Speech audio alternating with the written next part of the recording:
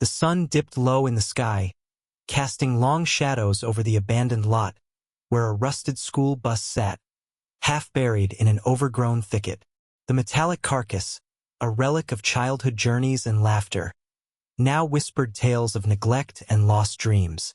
For Maria Thompson, it was not merely an eyesore. It was her last lifeline. A single mother of two, with rent overdue and bills piling up like the weeds around her. She stood before the vehicle, clutching her last $75. "Just a little more than junk," she muttered, her voice barely above a whisper. The faded yellow paint, chipped and peeling, seemed to mock her desperation. Yet, as she traced her fingers over the weathered surface, a flicker of hope ignited within her. The bus was for sale on an online classified site, described as a fixer-upper, but to her, it was a beacon of potential. If only it could carry her family away from the suffocating weight of their current reality. Maria glanced over her shoulder, anxiety knotting her stomach. She had seen the way her neighbors looked at her, the judgment, the pity. They didn't understand. They didn't see the late nights spent scouring the internet for work or the mornings when she forced herself to smile, even as her heart ached with the burden of providing for her children. Her determination to escape this cycle of despair drove her forward. As she made her way towards the bus, a figure stepped out from behind the shadows. A tall man with a grim expression, his arms crossed defiantly over his chest. It was Jacob Carver, the owner of the lot, known around the neighborhood for his ruthless dealings and a reputation that made even the boldest of souls think twice. "You sure you want that piece of junk, Maria?" he jeered, his voice dripping with derision. "Only attracts trouble." "Trouble is all I know, Jacob," she shot back, her voice steadier than she felt. "I don't have the luxury of waiting for a fairy tale." Jacob's dark eyes narrowed, and the tension crackled in the air between them. He had been pressuring her for weeks, trying to get her to sign a lease for a rundown apartment with exorbitant rent, knowing full well she had no choice but to comply. The bus offered a glimmer of hope, a chance to escape his grasp. The last thing she needed was for him to scare her away. "Yeah? You think you can just drive off into the sunset with that old hunk of metal?" he scoffed, stepping closer. "You think it's going to solve your problems?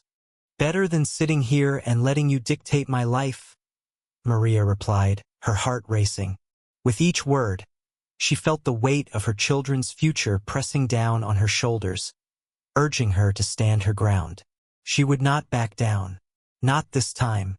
"Suit yourself," he said, crossing his arms. "But don't say I didn't warn you when things go south. That bus ain't gonna carry you far." Ignoring him, Maria stepped closer to the bus, her fingers trembling with a mix of excitement and fear. She fished out her phone and snapped a quick picture, desperate to document this pivotal moment.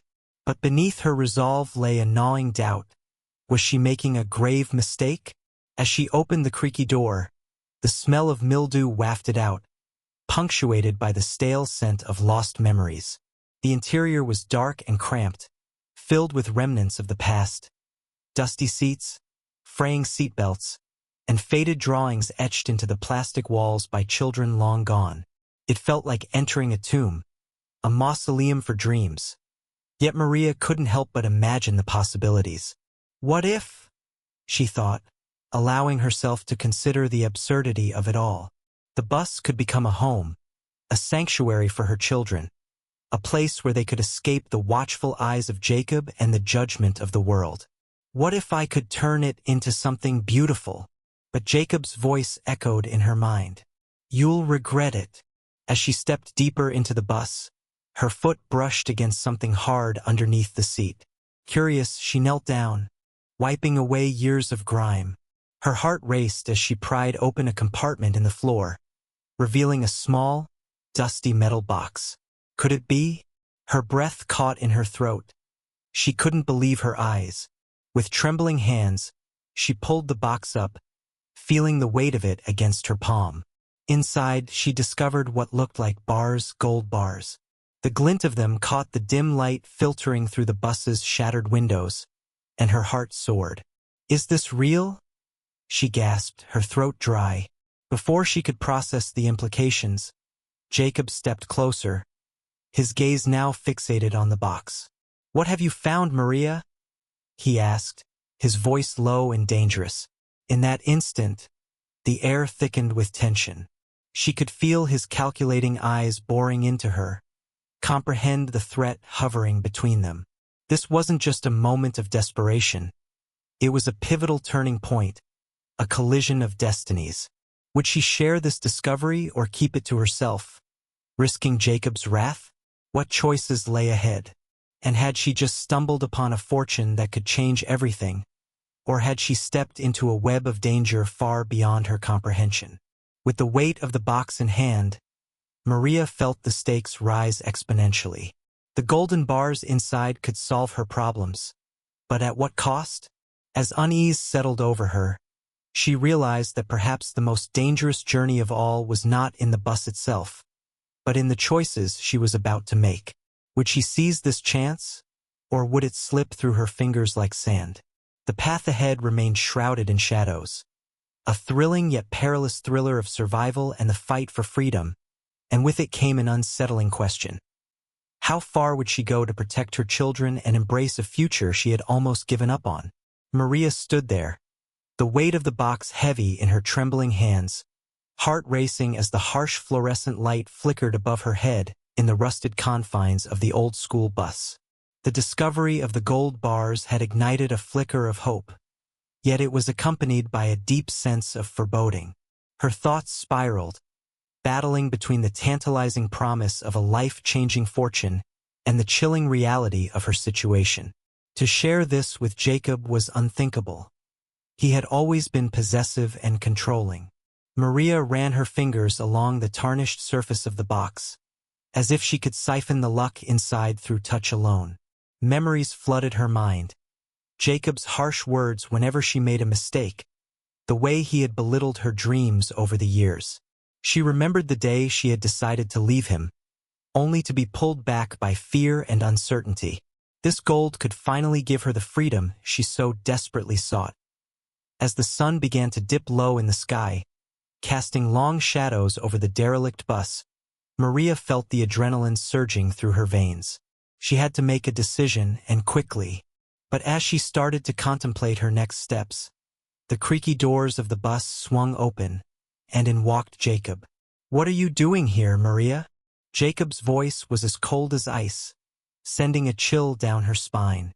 He followed her gaze to the box she clutched protectively against her chest. "What's that?"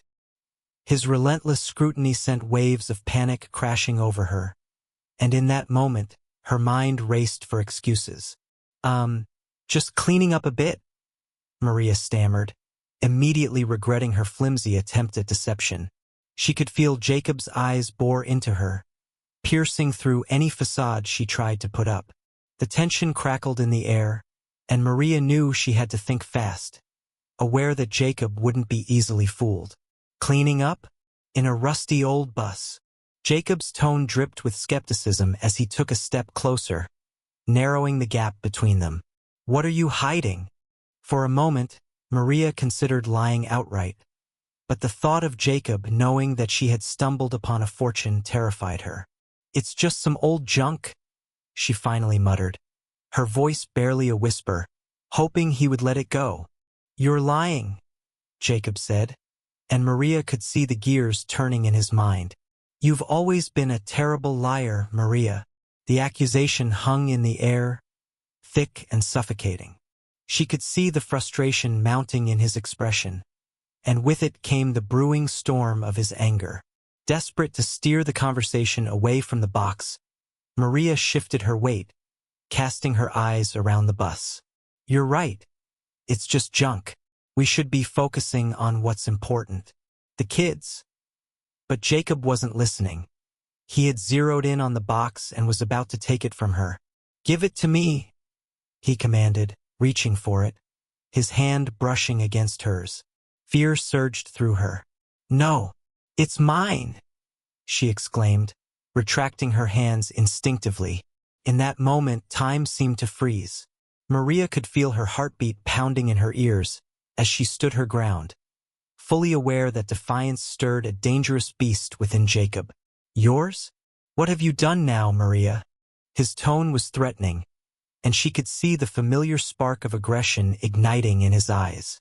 The air was thick with tension, and Maria felt herself retreating into the corner of the bus, desperation clawing at her chest. I'm not hiding anything, Jacob. I swear, she pleaded, her voice trembling. We need to think about the kids. The kids. Jacob laughed, a hollow, mocking sound that echoed in the confined space. You think they're going to care about your little secret?